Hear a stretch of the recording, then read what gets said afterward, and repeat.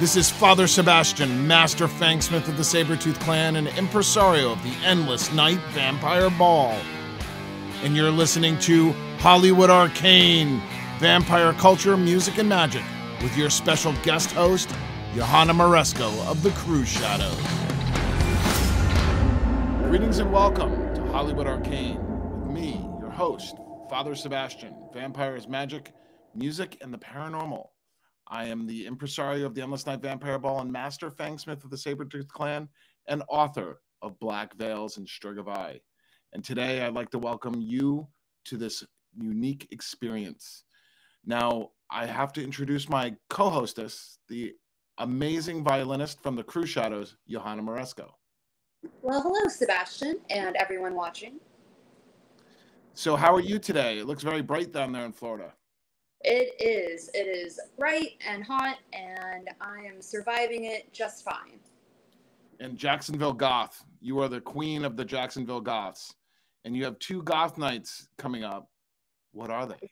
I do. I have, for anyone who is interested in hanging out in Jacksonville, Florida, every second Sunday I have Sanctuary Goth Night. Every 4th Saturday I have Resurrects Goth Night, and then occasionally some cool concerts and conventions and things like that in between. And you've been doing your makeup line? Yeah, that's been a lot of fun. All kinds of vampire and goth inspired type things. I'm about to come out with a steampunk inspired palette. Yeah. Cool. So we got a couple of updates on Endless Night. By the time this is premiered in June of 2023, we have announced that Cruise Shadows is playing at the Endless Night on Halloween, Temple of the Dark Goddess. Woohoo! And yeah. We met you at the House of Blues, and you became a part of our cast right after that, after the Tampa Ball started. That's true. I kind of took a liking to you guys, I guess. Yeah, we kind of, the feeling's mutual, JoHanna.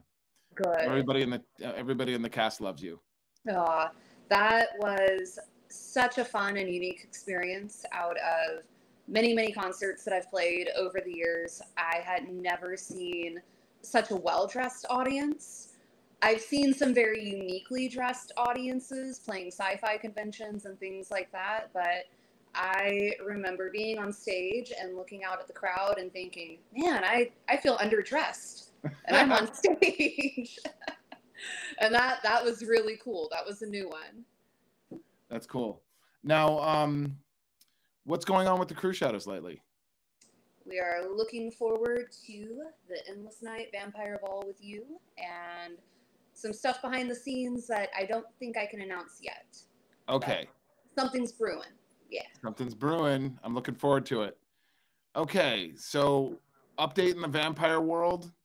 We have the newest vampire movie out is Renfield with Nicolas Cage. What did you think? I got what I expected and paid for. A freaking campy as hell Nicolas Cage doing a great job as a cheesy, his own version of Dracula. I loved it. I loved every second of it. I would go see it 2-3 more times. Yeah, I got to take that opportunity. I almost got to go to the premiere, but I was in New Orleans at the time. Oh, man. That's about the only good reason, like the only acceptable reason. Yeah, I was actually painting my tomb with Shannon McCabe. Your tomb? Yes. I'm going to be buried in St. Louis number 1 cemetery, and I have a card. Check this out. Let me see. Is that the same cemetery as Anne Rice? No. No? It's the same cemetery as Marie Laveau and Nicolas Cage. It's pretty cool. So I can go into the cemetery without a tour, and I can have a picnic if I damn please at my own grave. If I want to dance on my grave, I can dance on my grave.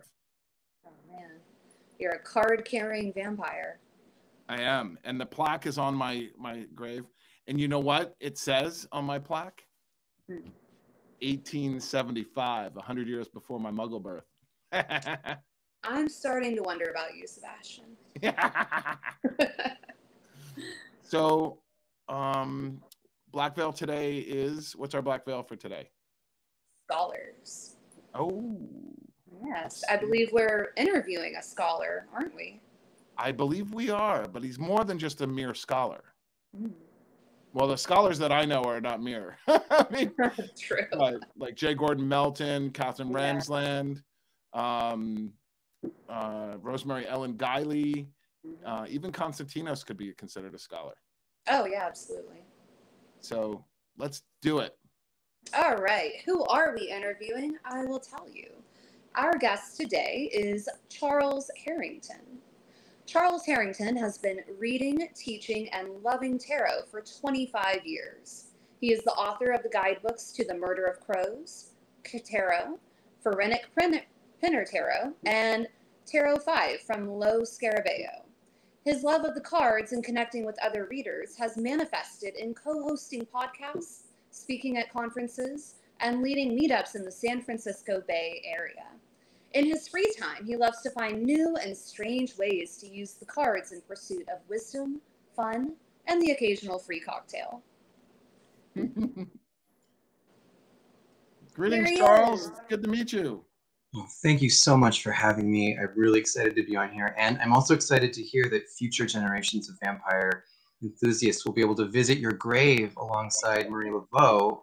My question for you would be, what offering are people going to need to leave for you in San Louis #1? Chocolate. Lots of chocolate. Starbucks. Especially dark chocolate because it's keto free. Keto friendly. Makes sense. I got to keep my shape in the afterlife.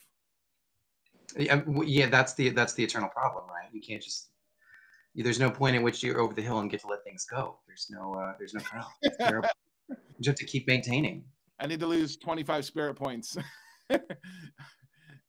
before I'm in the shape that I want to be in. But yeah, Shannon McCabe and my friend Ricardo were like, "You need to be buried in St. Louis #1 cemetery." I'm like, how in God's am I going to pull that off? Because, you know, Nicolas Cage paid $2 million for his tomb.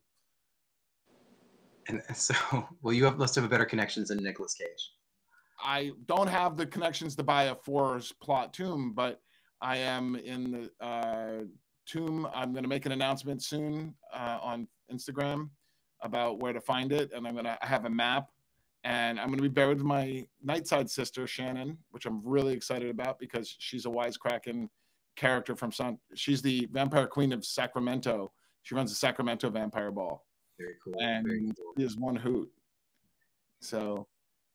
And you'll be haunting a very macabre city. You'll be in very good company.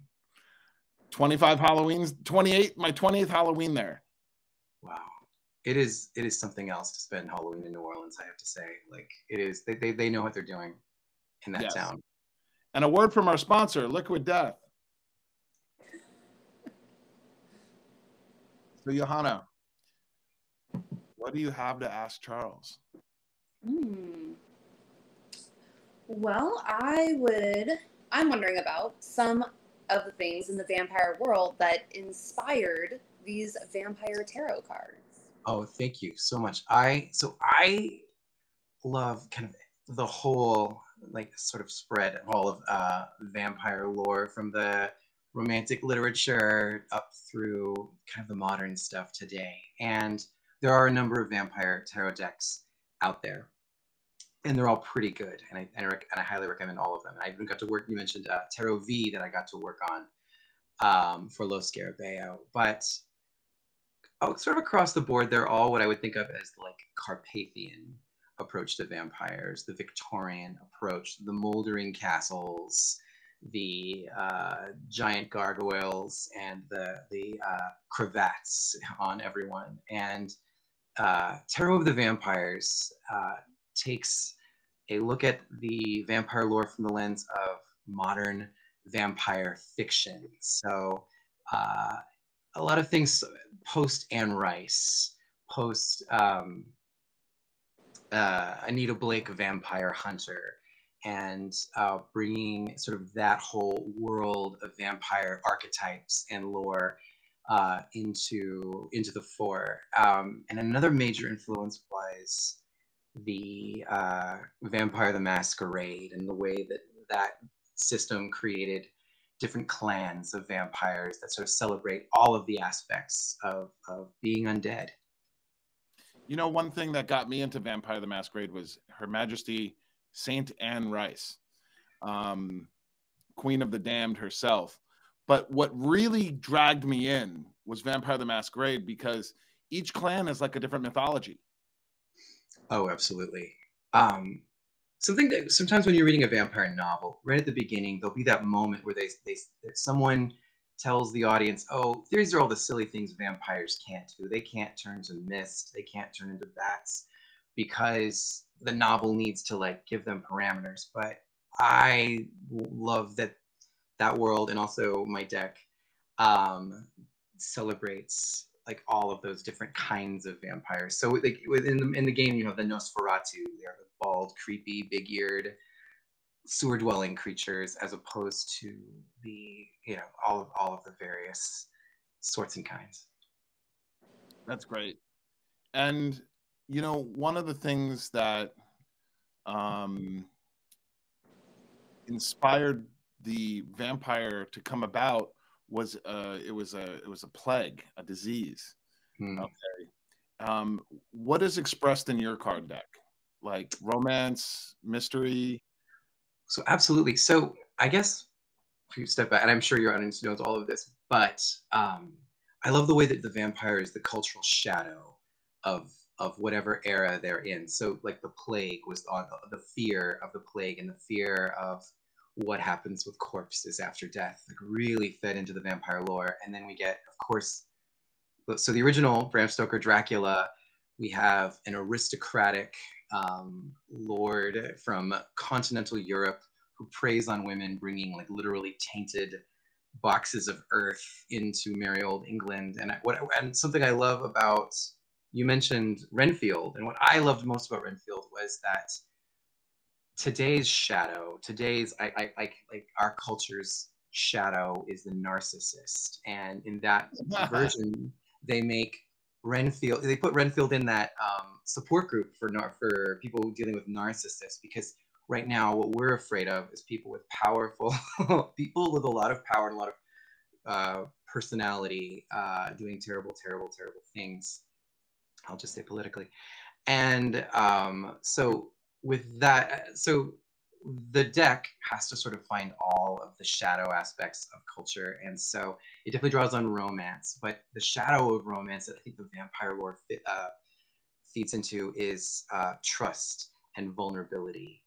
And that is especially most vampire lore is vampire and human love, and there's somebody there is on the menu normally, and how do you navigate that? And that is so being able to look at romance, but also power dynamics, vampires as sort of the hidden cabal behind our culture's governments is another fear that we have, right? As that there's someone running the show and it's not us. The deep state is vampires. Absolutely. See, absolutely. We got to play the artist and I got to play. We're big fans of all this. We're big fan of the role playing game, and we got to play with all of these different ideas, so that when someone is reading with a deck, their love and appreciation of a vampire romance is going to help them navigate their own like Tinder problems that they're reading the cards about. Does that make sense? Yeah. Yeah. How did your journey with tarot begin? So I was a weird kid in high school. That's when I was playing Vampire the Masquerade in the local group used to meet in a parking garage, and we'd all be wearing like crushed velvet and too much pewter jewelry. And you know, Glad I don't still do that.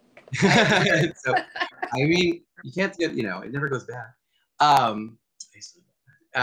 And so in that group, in that world, in that time in my life, in that sort of like high school, I came into contact with the tarot, and I loved it because I'm insecure and nosy, and those two things together are wonderful for a tarot passion. And also, if you're kind of shy, tarot seems like it's a great way to get people to open up and get to connect with people. And so it became, in that scene, tarot was a way that I would make myself available socially to people, and I would give them readings and create connections. And the love of tarot was like my gateway drug to the occult and to Wicca and to a really interesting life that I've gotten to live since then. But it's always been there, and I just love that it like the vampire, it's always being resurrected for a new age and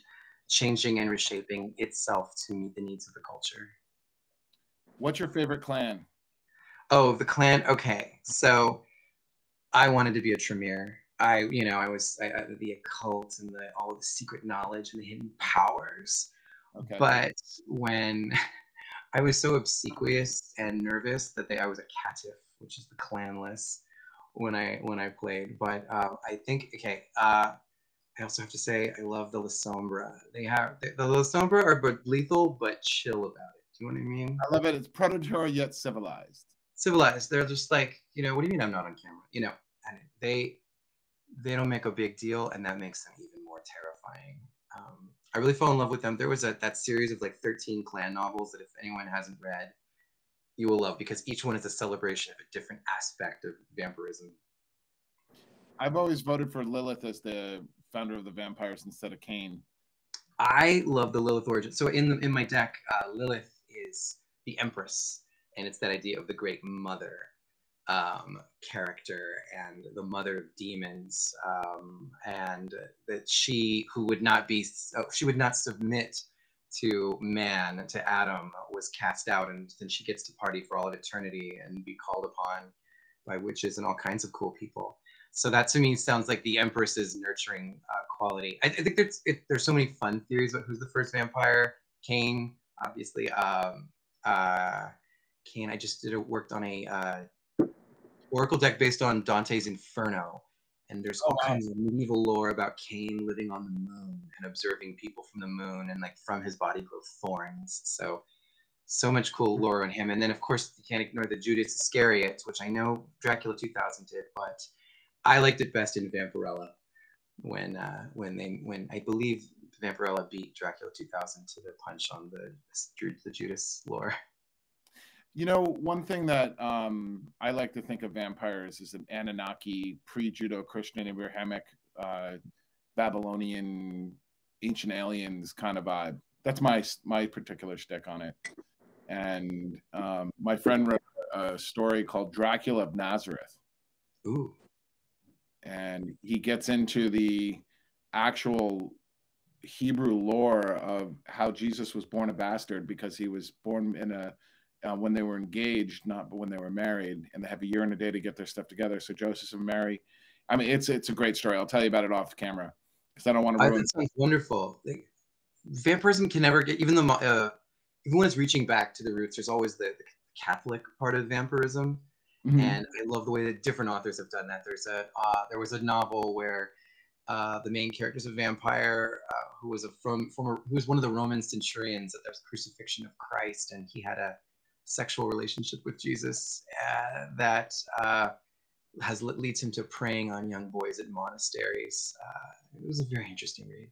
So there's always that connection, but I like it when, as you're saying, people reach back and make it older than Christianity with Lilith, with ancient aliens, Atlantis. I know Anne Rice got into Atlantis at the end there. Yeah, Anne was going in a weird direction. That I got the book. I bought the book because I wanted to support her, but I'm not sure about the story. It wasn't my favorite, but it takes that kind of a mind to create that, to also create Lestat, or Lestat that way. So, have you been in Rice's grave yet? I have not. Is that so? That's I think. What does one bring to Anne Rice's grave? Now I have to think about offerings. Oh yeah, I'll bring her a copy of the deck. There you go. I'll leave one for her, and everyone can take a copy. Like that. She would love that. I think she'd like that. I could just do maybe like a take one please, like when you're trick or treating, and just have people take a card, which is actually a great way to the tarot world, a lot of people like to leave the cards out where someone might find them and need them. The number one place is in hotel Bibles, but No. that's a great little technique. But sometimes you someone might need a message and you want to use a positive card for this. You don't want to put the Tower in there, but that's why the tarot cards are used by a lot of people as magical talismans.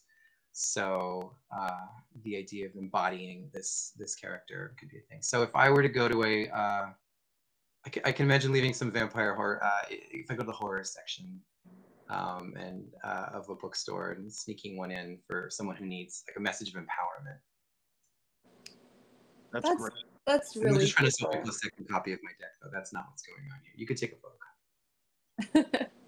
What are some of your favorite vampire books and movies? What's your top favorite vampire movie? First. Okay, movie. Okay, I'm gonna make it. It's a two-parter.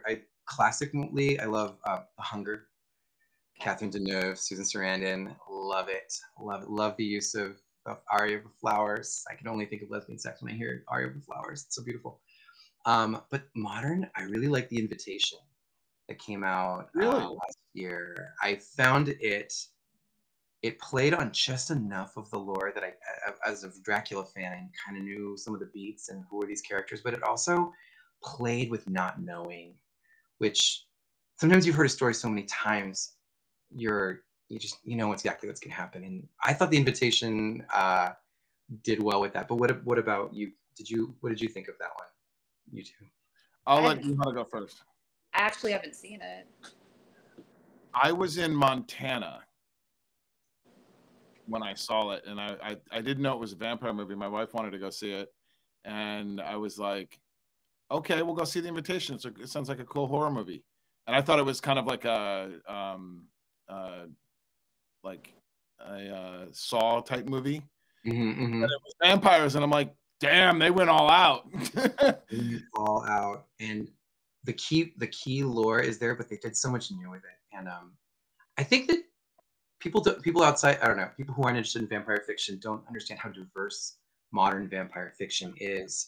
They played a really interesting story beats with the race aspect of the movie. The lead woman is black, and the lead male is Caucasian, and having her enter this world of powerful white people that she's actually related to gets into our cultural shadow about race and racial purity, and the fact that race isn't always that pure. And so, I don't know, it was very important in the deck to convey that. A lot of the cards, it's a very diverse deck because modern vampire lore and storytelling is very diverse. I'd like to bring something up about that. Mm-hmm. The vampire myth has always been diverse. Okay, and you know, when I got into the vampire scene, I remember one night, you know, basically I got into the vampire scene in New York, and I started a vampire club called Long Black Veil. And when Blade came out, a lot of the inner city kids got into it and used the clan structure, because I created a family tree for my fan clients. Started making their own bloodlines, and they started using bloodlines as surrogate inner city. Instead of joining a gang, they joined a clan of vampires in New York. And there was a vampire club up in Harlem called Hidden Shadows on 114th and Lexington. And I'll tell you, when you're in a room watching 300 Black and Hispanic kids dancing to Rammstein, okay, and you're the only white guy there, it's a trip, okay? And I to this day, I celebrate that culture, because that was a New York phenomenon. To me, the vampire lore is always a place or a home for people who feel like they're on the outside of culture, like they're the shadow, and so I think of Poppy Z. Bright's books and things like that about Lost Souls. Lost Souls. It's a tough read, but it's good. And just sort of I guess two things. One, the vampire, feeling like you're outside, and then that there's other people like you who are in the shadows, who are behind the scenes, is like, to me, always plays up for vampires. But also, the vampire is the story of empowerment. It's usually, I think, okay, you asked about my favorite vampire things. One of my favorite vampire novels is The Blood-Sucking Fiends by Christopher Moore. He's a comedy writer, and so people think, you don't know him for vampires, but Blood-Sucking Fiends is in San Francisco, where I hang out. A young woman is turned, and she's trying to figure this out, and she has, there's a great moment in it, in the book, where she's always felt not good enough. She's always been felt put down upon. She's just never enough. And then she ends up in a nightclub, and she's wearing her little black dress, and she's like, oh wait, like, the world is mine. Like, I do not need to be afraid of anything anymore. And so that scene became the Four of Wands in the deck, because cool. It is just such an empowering moment. And I feel like when people claim the identity of a vampire, at any level, whether I know you've talked about like real vampires and psychic vampires, but also people who are more lifestyle, I probably fit into that category. The vampires, the way when you get to claim this powerful archetype, it's empowering. Given your intro to tarot that you described to us, and your views of vampires being sort of the outsiders that you described to us, it really seems like you bringing those together into a tarot deck is really natural and sincere to your experiences. Oh, thank you. Yes. So to me, it's very important that a themed tarot deck should use the theme to help the reader better understand the meaning of the cards. And by that, I mean, a theme deck should piggyback on the knowledge you have going in about vampires in this case, but any theme, and relate that to sort of the sort of body of meanings of the cards in a way that is going to successfully marry them. Let me just, as an example, in the Seven of Swords in tarot decks, in the Rider-Waite-Smith tradition, that's often seen as like a person sneaking away with swords or sneaking something. And to my mind, that card is about don't play by the rules. You don't need to, the Seven of Swords, you don't need to follow everyone else's rules. You can go around and about and do it your own way. So in all of vampire lore, vampires are super fast. And there's always a scene in a movie where a human security guard is pointing a gun at a vampire thinking they have the upper hand. And the vampire moves at lightning speed to get around them. So that was how I wanted to convey the Seven of Swords. So again, taking the knowledge and the love that people have for the topic, and using that to enhance the reading experience. And so when you're looking at that card, you can think, okay, I know in a vampire movie what this moment is. I can almost feel it. And when you're performing a reading, if you can find a place in your life or in things that you're passionate about that really, really resonates with the card, that's going to help you give a better reading. So we talked about, I don't know, so paranormal romance is this huge booming genre, and a lot of people ask questions about love. So being able to take what you know about strange beings coming together with secrets and desires and hungers and passions, that knowledge is going to feed into your ability to give readings to people who are reading for mortals with hungers and desires and secrets and passions. Okay, I have a question that I've been yearning to ask a tarot card. I've tried to put tarot decks together, and I've gotten the major arcana done. I know how hard it is to put a deck together, and bringing a deck together with, working with the artist and creating the script, even if you're using Rider-Waite, what was the experience of the creative, when did you start working on the deck, and when have you held a deck? Did you print out a deck? Oh my God. Yes, great question. So I've been working on this deck since 2019. And my thought was that there's beautiful vampire decks out there, but again, they're in that Carpathian, Victorian, old world style, and they didn't, to my mind, speak to some of the modern vampire storytelling. Okay. So first thing you do, of course, is you think of your 78 cards. There's so many of them, and you just figure out how can I one, faithfully merge my idea and tarot, and two, how do I do that and say something new? Because it's not enough to just, to paint by numbers, have the Rider-Waite-Smith characters with fangs. That's not enough. It should go beyond that. And so one of the first things we thought about was the suits. In tarot, there are the 5 suits, but the minor arcana are earth, air, fire, and water, as seen in pentacles, swords, wands, and cups, respectively. And so how do you differentiate these things? And the vampire world, of course, has bloodlines and courts, and that's a very natural fit. So thinking about just taking the wands vampires for a minute, they are in tarot, wands and fire, these are passionate, but it's also about like energy and power.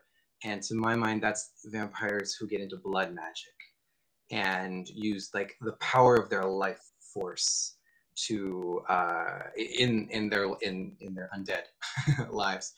And so and so the sword suit, the swords is suit of the air, but it's like it's a dark suit. It's very strategic and can be very mercenary. And so that, to my mind, calls to mind the warrior vampire archetype. And to my mind, like one of the best examples of that is Underworld, and the character of Celine, played by Kate Beckinsale, that sort of lethal, in-your-face approach to being a vampire, which is so different from like the artsy vampires who are more like the Cups anyway. So that was how I first did that, came up with how to work with the suits. And then the major arcana, some people talk about the Fool's Journey, and the Fool, meaning the first card is the Fool. And it's the idea of looking at the majors as a progression. It's a modern idea, but looking at them as a progression, and like one soul being transformed and going through all of these different phases. So I wanted to tell the story of, through some of those cards, I wanted to tell the story of a human woman who enters into a romance with a vampire and becomes something greater and more powerful throughout the cards. So the majors, about 6 or 7 of the cards tell her story and how her conflicts with other characters in the deck.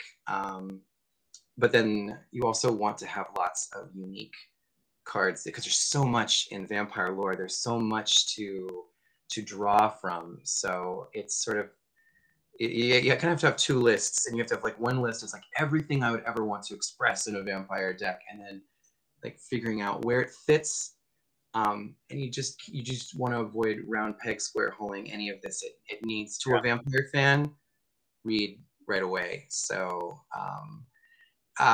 one thing, there are nods to vampire films and vampire novels. Are they Easter egg like things? These are more Easter. So like they're in the sense that the meaning of the card is all there. My 9 of Pentacles, which is often a successful woman in a garden by herself. She usually has a falcon, and she's sort of achieved a lot of success in her life. To my mind, that was Catherine Deneuve's character in The Hunger.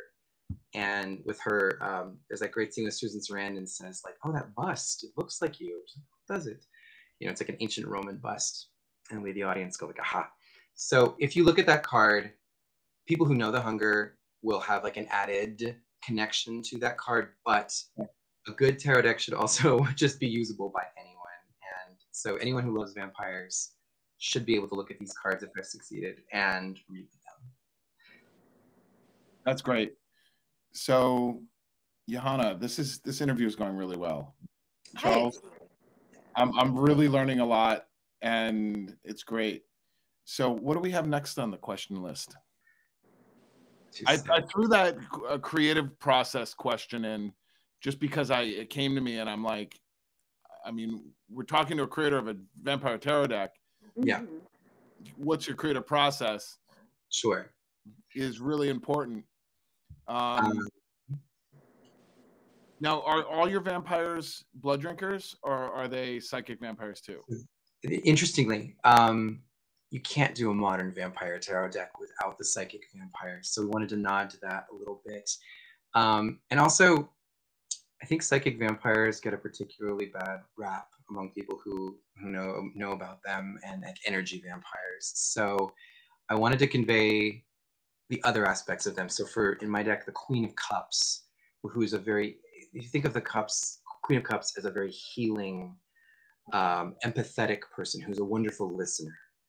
And in that image, the Queen of Cups is, the artist conveyed a sort of psychic energy around between her and another woman.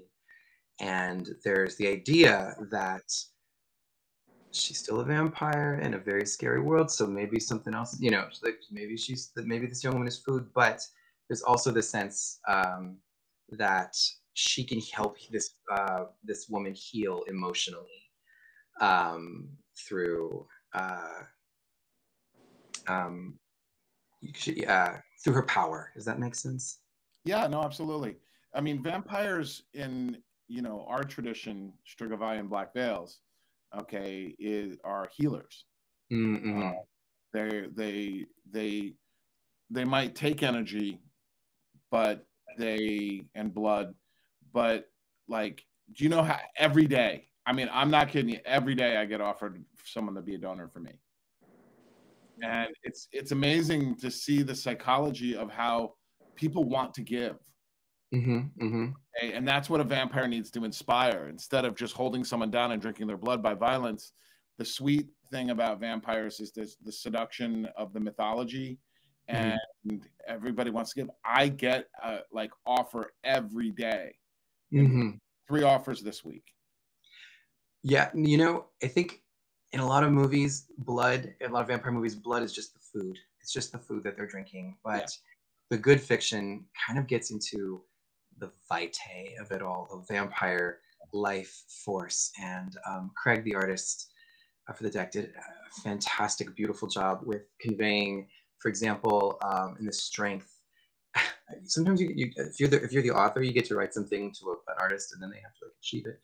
We work together, but like, what about the hunger, like the living hunger? And so like the strength card often is a woman with a lion, and in this one there's a lion made of blood living within her body that is aching to get out, and it's the idea you've got to maintain control over the beast. But also, you point out healing. I mean, I think everyone, I think the idea that the vampire's lifeblood is literally healing of wounds in films is so important, that in the deck it's the Six of Pentacles is usually someone giving money to a beggar. And to my mind, a lot of modern vampire fiction, vampires are connected with the medical field. And so in that image, a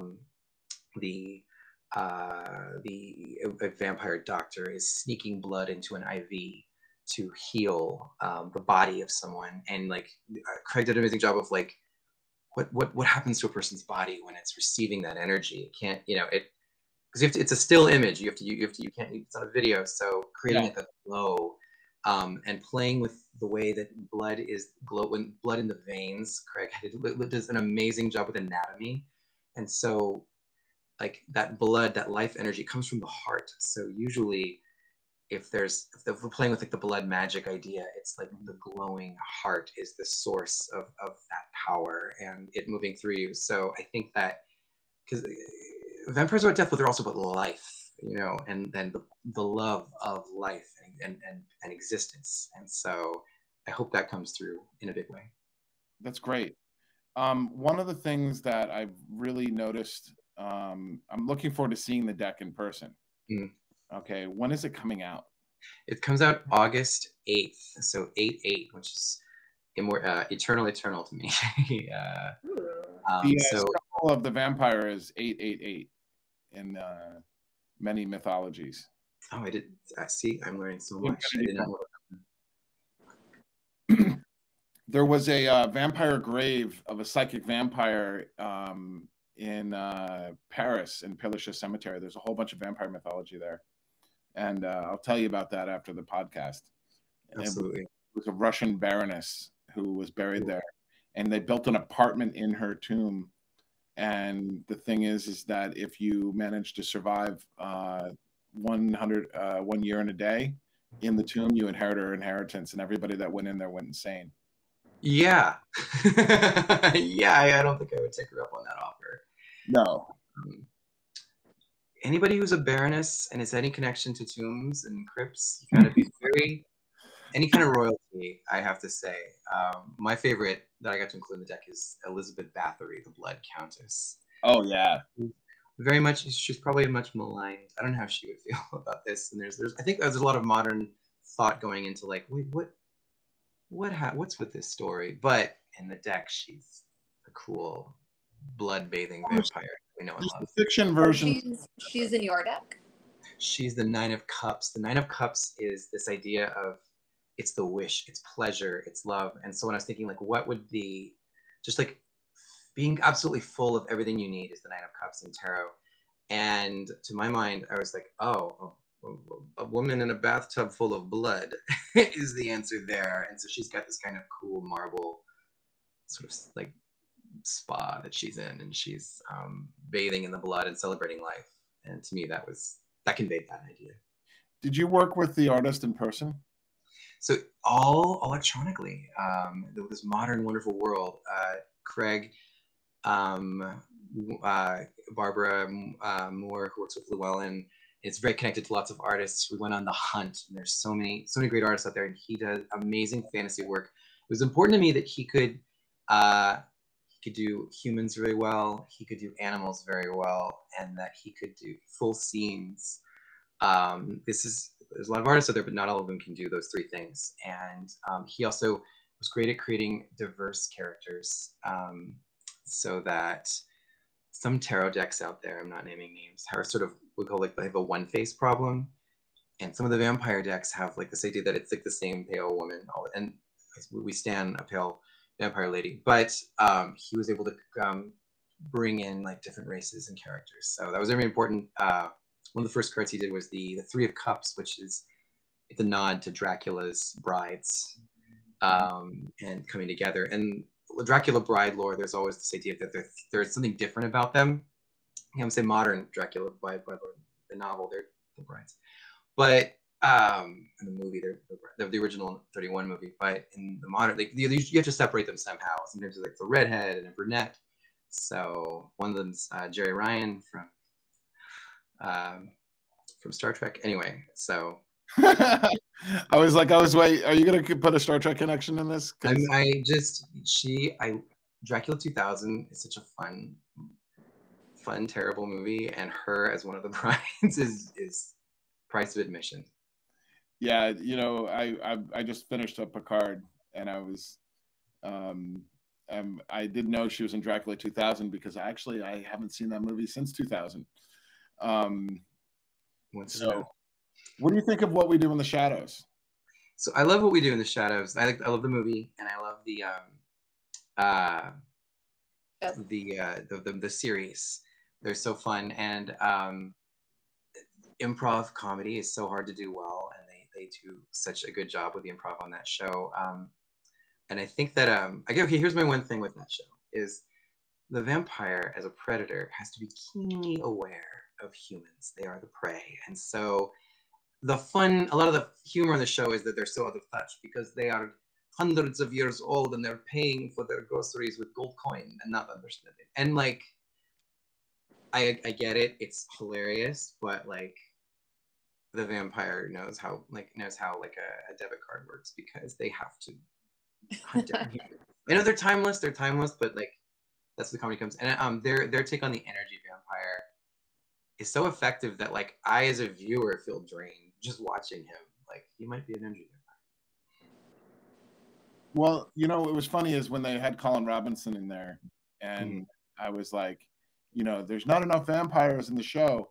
It's like they made the characters that you weren't expecting to be the most successful characters, like a Turkish vampire. Okay, that's great. Okay, that's new and fresh. A plus size vampire familiar nerd Mexican who ends up being the badass vampire hunter. Okay, unexpectedly, what right? Twist. Yeah, that was a great twist. That was that episode where it was revealed that he had vampire hunter ancestry and it just activated. What a twist. And I think another strength of that show is its guest stars. They get to bring in, just for a little bit, you know, Mark Hamill, but also his name is escaping me. Tall, thin. He's the Baron or the Count in the beginning of the series. Star Trek Discovery, I think. He is, and that's why I should know his name. He was the Hush the Hush gentleman in Buffy the Vampire Slayer. Oh, really? Yes, and he has such an ability. He was a mime, and so he had such an ability to do these things with his body, and like that still comes through in a vampire because they have an entrancing way of moving. You Doug know? Jones. Yeah, Doug. Thank you. Yep. Thank you. He was the creepy pale man in his Labyrinth. Yeah. Imagine like that resume. Like, what do you do? Well, you can encase me in latex, and then I can do anything. He was in water. So absolutely. So you know they're remaking The Hunger, from what I heard. I heard that, and okay, my first reaction to a remake is like always that little twinge of like, huh, I don't know, and then let's see how it goes. I don't know much about it, but the lesbian vampire story, I mean, it's been there since Le Fanu and Christabel, right? And it predates Dracula, and it hasn't gotten to be portrayed as well as I think it can. And the vampire has always been a queer character. Absolutely. And I base my career on queer people and making absolutely. Being outside, being what society is afraid of, right? I think especially in the 80s, with the 70s, 80s, when the Vampire Chronicles are coming out, queer people sort of found this connection with this character. I mean, vampires have been queer. There's a lot of queer fans of like Dark Shadows, Barnabas, and all of that. But I think that there has to be some queer storytelling. There's definitely some in the deck, but people should be able to find themselves in vampire stories. I think that's why vampires stay relevant. There's always going to be people who feel like they're on the outside, who feel like they don't quite fit in, but who don't want to be held back by that feeling. And the goth scene and the goth culture is like, I was just talking to my friend Nicole last night. We went to go see Guardians of the Galaxy, and she waited 4 years to get her fangs, and her boyfriend got fangs, so she needed fangs to defend herself. And she came, and the fangs came out great. I was like, wow, these are like, if there was the right time for you to get fangs. But we were at, I go to high tea a lot at a tea house here in LA. It's just really cool to do that. And we were talking over high tea, and we were like, the goths and vampires and metalheads and kinky people are all their own little subculture, and we have to date our own species. Because our muggles don't get us. And the witch genre has, I mean, crossed over with that a lot. And I was curious, do you go out to goth clubs? Yeah, so it's been a minute, but we used to have Death Guild in San Francisco, which was fun, and just the goth clubs are a great place to sort of lounge. Has been my I was like, some people are really into like the high energy of the metal, but like there's something, it's very vampiric to sort of be a bit at the periphery, observing and enjoying yourself. And I think that goth clubs also gave people a place, people who are not accepted in the daylight, you know, this and sort of have to like have learned to survive in the daylight, a place to thrive in the night. And I think that also goth culture is so feminine, and I think that is a great source of power. And I think that is why so many like wonderful, amazing women have been drawn to the goth culture, because it celebrates that aspect amongst all the genders about femininity and also masculinity. What's funny about Endless Night, I was doing the demographics on my on the, you know, who went to college, boy or girl, or, you know, neutral gender or transgender or whatever, queer or straight, and 75% of our audience at Endless Night is female. That makes sense to me. If you go to a tarot conference, it's like all ladies except for like there'll be like 5 guys, and then after, like, if you go the next year, everyone remembers you if you're male. Because, but like, I guess I don't know. I was asked about this. My day job, I was hosting an event for female journalists, and one of the women there was like, I've never been in a room with so many women. I was like, I work in public relations. I do tarot. I'm a Wiccan. So I was thinking about this in my head. I'm like, yeah, I don't relate to that. All the places I go are all these powerful women. Yeah, I'm surrounded by some capable women in my realm too. You know, and we've Endless Night thrives on goddess energy. Mm-hmm.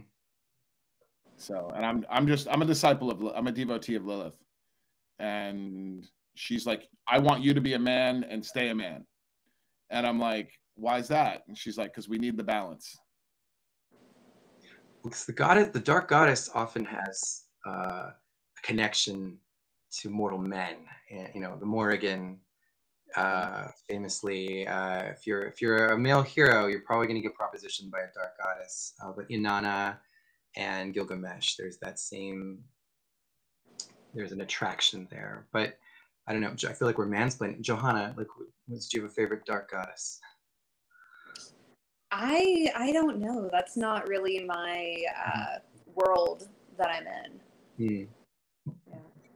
You know, we're doing a series of dark goddesses, classes on the dark goddess, and I'm doing with Patty Negri, and we're doing it at the University of Magicus, and we've done Lilith, Hecate, Morgan, Kali, Isis, and we're doing Selene tonight, and we're doing Diana next week. Lovely. I mean, that's a great lineup of powerful beings. Because like Isis has Nephthys, her dark twin, in there's a wonderful interplay. So we need to invite you to New Orleans. Yes, I'd love to. So I hear you run the coolest party in New Orleans. I've only been to the Witches' Ball. I've never been to the Vampire Ball. Well, JoHanna, what's going to happen in New Orleans this year? Oh, so much. How many days is it? 4 days of events? Wow. 5 days of events, including everything from pre-parties, a shopping market, tours around the French Quarter, I believe, multiple nights of dancing, a banquet of some sort. I think I might play a concert if I'm not busy eating snacks backstage. And just the most best dressed, high energy, coolest crowd I've seen. We are costume people. We are what? We are costume people. Yeah, that's for sure. That is for sure. Yeah. No, it's a very, very unique time. I think it's something that people just have to experience. When was your first time in New Orleans, JoHanna? I played a show there in, I think it was 2008, 2008 or 2007. And it was one of those times, I've been many places for like 8 hours at a time because the way the tour schedule just is, where it's like, well, we're playing a show, but the next one's really far away, you know, and then sometimes you luck out and you do have time for sightseeing. But my first time in New Orleans was not one of those times. So we came in, I don't even remember what we did before. I was so tired. I remember we played the show. It was a small but really cool venue, and then we drove off to the next one. And I actually didn't go back until, when did you have us? 2016, 2017? Yeah. Yeah, that was my next time back in New Orleans. And it was sort of a similar thing, but the show was really cool and I really wanted to go back. And so I've been coming back with you guys every year, and then a little bit on my own too. Definitely. We've had many meals in great restaurants there. Charles, when was your first time in New Orleans? About 2015, I went to go to the Witches' Ball. I'd heard so many good things about it, and what I didn't realize though was that like just being in New Orleans is like being in a Witches' Ball. Yeah, there's so much magic. There's so much. You mentioned the food and like all the hidden stories that go on there, and finding out that like which restaurant is haunted and has a ghost room, you know, that you can go into. Myrtle. Yes, I was like, wait, what? I can the ghost room? Yes, I'll see that. So it's a good town, and the food is ridiculous. So if you ever go to New Orleans on a like not a Halloween weekend or anything like that, I encourage you to go eat at the Gato Negre, the Black Cat Spanish Mexican restaurant near the Frenchman's Market, and the Chat Noir on Saturday, which is in the CBD. And the Chat Noir was the best food I've ever eaten in my life. Amazing. Okay, I'll have to. That's on my list. Cool. Absolutely. So we'd like to formally invite you to New Orleans for Halloween. I accept. My goodness, I will be there with cards to read for anyone who will have one. Will you give us vampire tarot readings? Absolutely. I will. It's hard of reading for vampires because they live so much longer, you know, than everybody else. They have like a longer view of these things. But I'd love to do that. Cool. Is there anything you'd like that we haven't covered that you'd like to bring up? No, just this has been such a wonderful time. I love geeking out about vampire lore, and it's such a passion of mine, and I'm excited for people to experience what Craig and I created in the deck coming out August 8th. I'm going to pre-order it right after this. Right on. Support the cause. If you look at the since you have on the screen the chariot, that's New Orleans, that's Mardi Gras. Although the character is inspired by Santanica Pandemonia from Dusk Till Dawn. The float. New Orleans is an important character in that deck. That's awesome. Thank you so much. This has been such a pleasure. We'd like to share a black veil with you. Tell me more. Okay. Black Veils, I'll be reading from the Master Vampire Edition, 888, written by Father Sebastiaan here, of course. And our veil this episode is Scholars. The Scholars are mostly non-vampires who have become world experts on the vampire mythology and the culture surrounding it. Notable examples include Dr. J. Gordon Melton, author of The Vampire Book, Catherine Ramsland, author of Piercing the Darkness and Anne Rice biographer, Rosemary Ellen Guiley, author of Vampires Among Us, Elizabeth Miller, founder of the Transylvanian Society of Dracula and Vampire Empire, Dax Stokes, host of the podcast The Vampire Historian, and many more. Each has written scholarly essays for the academic journals, and many have PhDs or a deep interest in the subject and phenomena of the vampire culture. While most are very respectful, some are biased, but all make great efforts to properly explain their perspectives. Thank you, Hannah. We love when people come from different tribes. I call the different types of people in the vampire community a tribe. So being a lifestyler and you're definitely a scholar because you're bringing forth that knowledge. Thank you. So, one person I would add to that list is Margot Adler. She wrote Vampires Are Us, and that was a major source of inspiration for the deck. But her idea of the modern vampire as hero being modern humans realizing we are like very powerful people who are very dangerous for the planet and the environment, and trying so hard to be moral. And like when I heard that, it was like, I get it, and I love that. If it's a quick little book, Vampires Are Us. I don't love the title. Check that out. I don't love the title, but Vampires Are Us. Like it begins just quickly. It begins with her thesis on the modern vampire. Okay. Her husband passed away, and she read 300 vampire books in a couple of years, like 4 years or so. And so she just formed this theory about the modern vampire and as hero. And then also the book contains a review of every single book she read. Wow. It's a wealth of knowledge. Wow. So we will add her to the next edition of the Black Veils. Thank you very much, Charles. Thank you. So, JoHanna, where can we find you? You can find me online at johannamoresco.com. Social medias are all JoHanna Moresco. Instagram, Facebook, Twitter, all that good stuff.